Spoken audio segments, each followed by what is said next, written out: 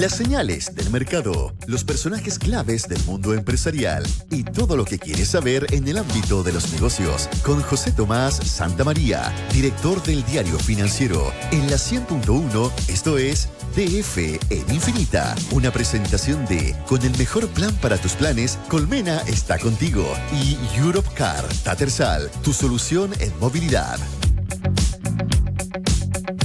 Reunión de negocios en el norte del país, arrienda en europcar.cl, tu solución en movilidad. Y Colmena está contigo. Cuando llegas al momento de grandes decisiones es importante pensar en tu salud. Con el mejor plan para tus planes, pensados para ti, con acceso a clínicas privadas de primer nivel desde siempre. Y hoy más que nunca, Colmena está contigo. ¿Qué tal, José Tomás Santamaría? Muy bien, ¿y ustedes? ¿Cómo están? También está contigo. ¿Cómo está? También está contigo. Oye, ¿de qué vamos a hablar hoy día? Vamos a hablar de la situación económica a propósito de distintas cifras que conocimos la semana pasada, de las que no alcanzamos a hablar porque estuvimos la semana pasada todos dedicados a Estados Unidos. Pero pasaron varias cosas, varios baldes de agua fría que tuvimos la semana pasada y por las cuales ha tenido que ir a hacer frente el ministro de Hacienda, Mario Marcel, que además está pasando por una etapa clave esta semana en la discusión de presupuesto.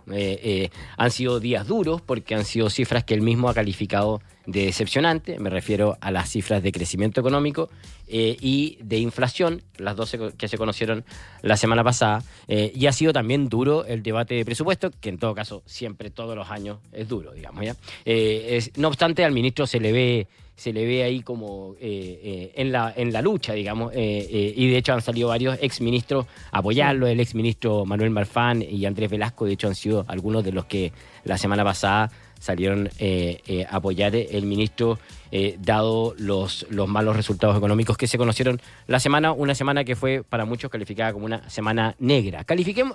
Vamos viendo algunos de los datos que se conocieron la semana pasada para ir analizando. Por ejemplo, repasemos primero el de actividad económica que se conoció el día lunes, que fue el índice, el IMASEC de septiembre, que fue nulo. ¿Ya? Fue el primer balde de agua fría, es decir, un crecimiento económico de 0% durante el mes de septiembre, en circunstancias de que el mercado, aquí siempre afecta mucho el tema de las expectativas, el mercado esperaba un crecimiento en torno al 1%, digamos, o sea, harto más. De hecho, si uno lo mira desestacionalizadamente, es decir, comparado con el mes anterior, la caída es de un 0,8% respecto del mes anterior. Y si uno mira por actividades, la minería cayó 2,8%, la industria manufacturera un 1,6%, el servicio 0,2%, todo mirado con respecto al mes anterior. El mejor resultado fue el comercio con una variación nula. En definitiva, nada que celebrar, digamos, en el mes, en crecimiento económico en el mes de septiembre. Y de hecho, el ministro Marcel fue súper claro en calificar súper rápido que esta era una cifra decepcionante e incluso planteó de una manera bien honesta, sinceró, que todas las metas que se había fijado el gobierno en torno a crecimiento, que era que el país iba a crecer un 2,6%, ya no se iba a lograr. Eso lo dijo el mismo día. Lo digo porque se ha generado un debate en torno al contraste de las vocerías que se dieron ese día. Ustedes recuerdan que la ministra Vallejo dio una vocería ese día en que consultada respecto de si había sido muy apresurado el gobierno al celebrar la cifra económica en el pasado, ella dijo en lo absoluto. Tapabocas, dijo. Y habló del tapabocas, sí. Insistió con el tapabocas. Que fue como un balde de agua fría, porque claro, es como, perdón, pero el ministro de Hacienda, a confesión de parte, relevo de prueba, digamos. Claro, el ministro, se vieron dos versiones muy distintas de vocería. El ministro de Hacienda reconociendo el golpe y viendo qué se podía hacer, digamos, para solucionarlo. En cambio, la ministra volvía a hablar de un tapabocas. Hay que ser, de todos modos, hay que ser... para ser sinceros, digamos, hay que reconocer que la misma ministra también ayer tuvo una nueva vocería en la que reconoció que se trata de malos datos, pero que no lapidan el desarrollo económico que se ha conseguido durante este gobierno. Bueno, fue obviamente un balde de agua fría el dato de IMASEC, a lo que se sumó el dato de IPC de octubre, que se conoció el viernes de la semana pasada y que fue de un 1%, ¿ya? Un preocupante dato de crecimiento de la inflación que deja la inflación en 12 meses en 4,7%. 4,7%. 9 de los 13 divisiones tuvieron incidencia al alza. El más negativo fue el de vivienda y servicios básicos, que tuvo un aumento de 3,1%. Ahí en lo que más pesa el tema, ya lo habíamos conversado muchas veces acá, el tema de las cuentas de la luz, ¿cierto? El sinceramiento que tuvieron las cuentas de la luz y que discutimos durante el primer semestre y que se iba a terminar impactando, sabíamos que iba a terminar impactando, el mismo Banco Central también lo había dicho, fue lo que más terminó afectando. De hecho, si uno toma 100 pesos, de cada 100 pesos que aumentó la inflación, 48 pesos correspondieron a suministro eléctrico. O sea, de los 100 pesos que subieron, 48 pesos fueron suministro eléctrico. Es decir, casi la mitad de lo que subió fue suministro eléctrico. Ahora también hubo otras categorías que subieron. En alimentos, por ejemplo, hay varias categorías que subieron. Las carnes subieron 3,8%, los frutas y frutos secos también 3,5%. O sea, hay varios otros indicadores que también subieron, aun cuando muchos dicen, y lo dijo también el ministro de Hacienda en una entrevista el fin de semana, todo indica que son más bien factores puntuales que tienen que ver con una sola vez, que tienen que ver con volatilidades especiales y que no debiera ser un número que se repitiera durante los próximos meses. Ahora, independiente de eso, y tal como estuvo muy presente el tema de la inflación en la elección presidencial en Estados Unidos, la inflación queda y el aumento de los precios queda, y eso termina impactando. Todo esto impacta también en la UEF. Para todo lo que se paga en UEF, va a subir 379 pesos este mes, vamos a pasar los 38.360 pesos, va a llegar este mes la UEF para seguir con las malas noticias. Ahora, la gran discusión, por supuesto, tiene que ver con cómo va a estar el crecimiento hacia adelante. El ministro de Hacienda, lo decíamos, sinceró la cosa, dijo, ya no vamos a crecer al 2,6%. Entonces, ¿cuánto vamos a crecer? ¿Cuánto vamos a crecer? El ministro había dicho que durante esta semana, durante la próxima, se va a especificar cuál es la nueva proyección de crecimiento para el año, pero también dijo que aunque creciéramos 0% en el último trimestre, ya la economía crecería 2,2%. O sea, ya aunque creciéramos 0%, aun cuando el gobierno, por supuesto, no quiere crecer y no cree que vayamos a crecer 0% el último trimestre, pero si no creciéramos nada, ya creceríamos 2,2%. Ahora, ¿qué es lo que va a pasar? Si uno le pregunta a los distintos analistas y economistas, hay para todos los gustos, para pesimistas y para más optimistas. Por ejemplo, el BCI, Santander, están en Copeuch, están en versiones más optimistas. Ellos hablan de crecimiento de 2,6% en el último trimestre, de 3%, incluso de 3,3% en el último trimestre, basado también en la baja de tasas de interés y el efecto que eso empiece a generar en consumo y inversión, pero también por la baja tasa de comparación. La baja tasa de comparación es muy mala el último trimestre del año pasado y eso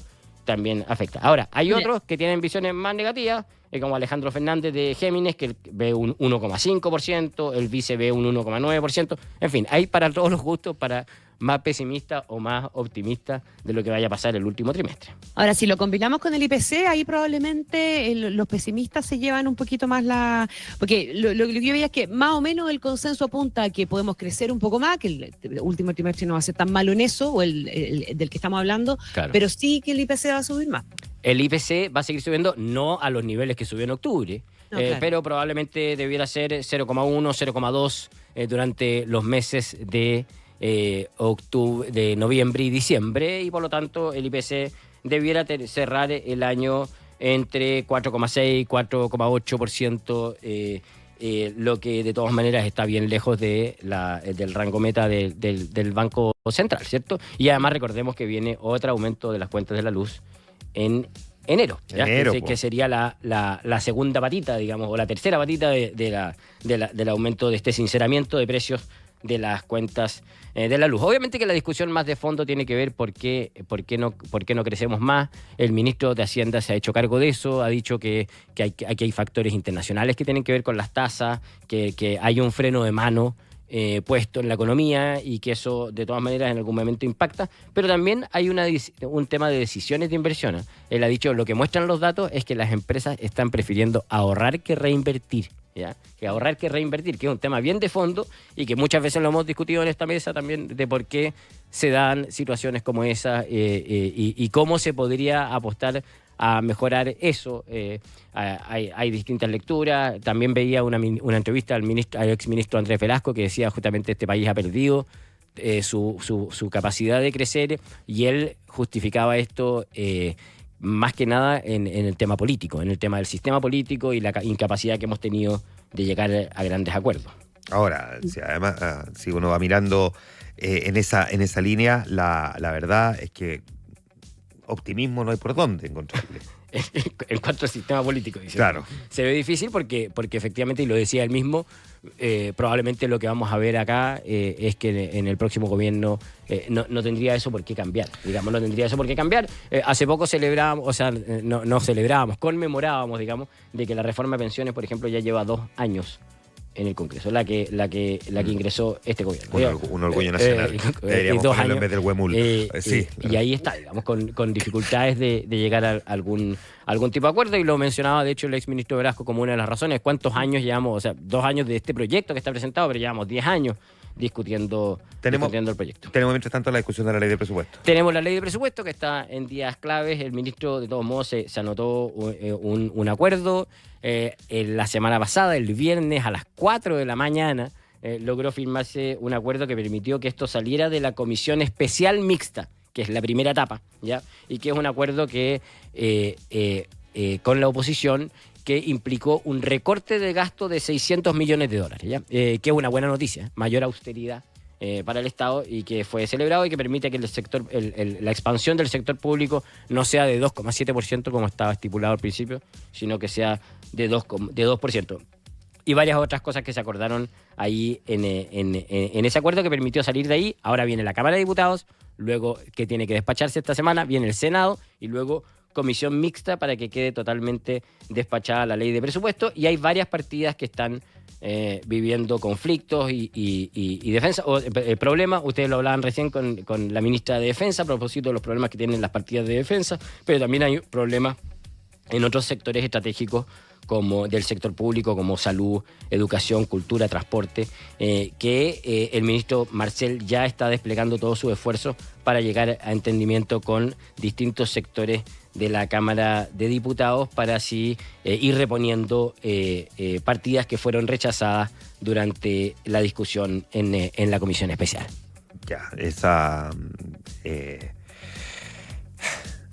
Déjame, antes que se nos vaya el tiempo, porque yo sé que estamos sobre la hora. Alemania está en crisis y el triunfo de Trump, más la posibilidad de una guerra comercial con China, tampoco, digamos, nos ayudan a tener mejores perspectivas. Claro, en esa discusión de crecimiento y en la posibilidad de ver cómo, y en esas razones que explicaba el ministro Marcel respecto de por qué no crecemos más, y que hablaba justamente de este problema de ambiente, pero también de este problema de tasas, en donde muchas veces para las empresas resulta más rentable ahorrar que invertir, justamente por las altas tasas. En esa situación hay que estar muy atento a lo que esté pasando en el mundo, y en particular al impacto que pueda generar el triunfo de Trump en Estados Unidos, en donde todos los análisis que uno puede leer hablan de que nos podría afectar por el lado de los aranceles. Varios economistas salían pidiendo que el gobierno más bien debiera estar preparándose ya para los problemas de aranceles que podría eventualmente generar en nuestra economía las decisiones que tome el gobierno de Trump, pero también los problemas que esto pueda generar en tasas de interés a propósito del déficit fiscal en Estados Unidos y dólar también para Chile, y el impacto que todo eso pueda ir teniendo en nuestra economía. Entonces, le agrega más situaciones de incertidumbre a los datos que ya conocíamos y que estaban impactando en el freno de mano que está viviendo nuestra economía, y de la que dio cuenta el dato del mes de septiembre. José Tomás, como siempre, un gusto poder conversar contigo. Muchas gracias a ustedes. Se aferra el micrófono, José Tomás. Suéltelo. Nos vemos. Chao. Chao, José Tomás. Las 8:02. Esto fue DF en Infinita con José Tomás Santamaría, director del Diario Financiero. Un espacio para conversar e informarse por la 100.1. Una presentación de Con el mejor plan para tus planes, Colmena está contigo, y Europcar, Tattersall.